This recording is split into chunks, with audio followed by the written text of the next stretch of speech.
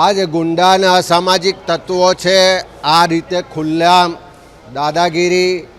જો હુકમીને જોર જુલમ કરી રહ્યા છે એની પાછળનું એકમાત્ર કારણ છે કે એમની પાછળના જે રાજકીય આકાઓ છે, જે ભાજપના નેતાઓ છે એનું પીઠબળ છે. તમે તપાસ કરાવજો કે કયા વિસ્તારમાં ગુંડા તત્વો બેફામ થાય છે, કયા લોકોની સાથે જોડાયેલા ગુંડા તત્વો બેફામ થાય છે. એ ગોંડલની ઘટના હોય, ધારાસભ્યના પરિવાર પર આક્ષેપ લાગે છે. અનેક જગ્યાએ મંત્રી હોય કે ભાજપના નેતાઓ સાથે જોડાયેલા લોકો ખુલ્લેઆમ ગેરકાયદેસર કૃત્યો કરી રહ્યા છે. એટલે ક્યાંક ને ક્યાંક ભાજપના નેતાઓનું પીઠબળ હોવાને કારણે આ ગુંડા તત્વો બેફામ બન્યા છે. ત્યારે જે પ્રમાણે જે ગુના બન્યા છે એ ગુના અંદર આપ જુઓ કે જે લોકોના અંદર જે આઈડેન્ટિફાય થાય છે, જે ગુનેગારો આઈડેન્ટિફાય છે, ચાહે સુરતના અંદર હોય,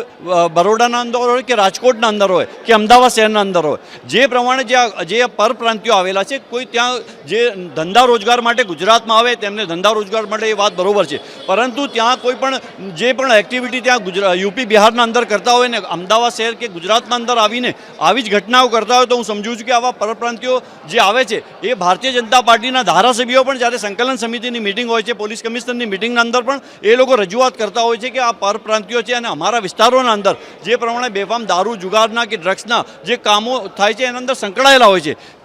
કે ખંડણીના અંદર પણ એ લોકો સંકળાયેલા હોય છે. ત્યારે હું સમજુ છું કે ગુજરાતના અંદર આવા જે પણ તત્વો છે તેને સરકારે તાત્કાલિક ડામી દેવા જોઈએ અને ગુજરાતના અંદર શાંતિ, સલામતી અને સુરક્ષાની વ્યવસ્થા સરકારની છે ત્યારે એના અંદર કડકમાં કડક કાર્યવાહી થાય તેવી મારી રજૂઆત છે. જો જે રીતે છેલ્લા ઘણા સમયથી ગુજરાતની અંદર કાયદો અને વ્યવસ્થાની સ્થિતિ એ વણસી રહી છે, સરકાર જાણે ગૃહમંત્રી અને ગૃહ સચિવે જે આદેશ કર્યો છે આદેશને એમને આવકારીએ છીએ, પરંતુ સરકાર જાણે છે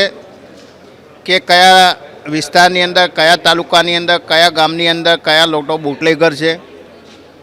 દરેક પોલીસ સ્ટેશનની અંદર જ હુ ઇઝ હુ એ નામનું રજિસ્ટર હોય છે અને એની અંદર કોઈ પણ સામાજિક આગેવાન હોય, રાજકીય આગેવાન હોય કે આવા બુટલેગરો હોય એની યાદી પોલીસ જોડે બનતી જ હોય છે. અને આ યાદી જે રીતે મોટા સિટીની અંદર જોઈએ, અમદાવાદ કે રાજકોટ કે એની અંદર છેલ્લા ઘણા સમયની અંદર જે પણ લોકો અહીં પકડાયા છે એમાંથી મોટા ભાગના એ પરપ્રાંતિય છે. એ વાત સાચી છે. એટલે સરકારે આ બાબતે પૂરતી તપાસ કરી અને બીજા રાજ્યોમાંથી જે લોકો આવી અને ગુજરાતની શાંતિ દોરવાનો પ્રયાસ કરે છે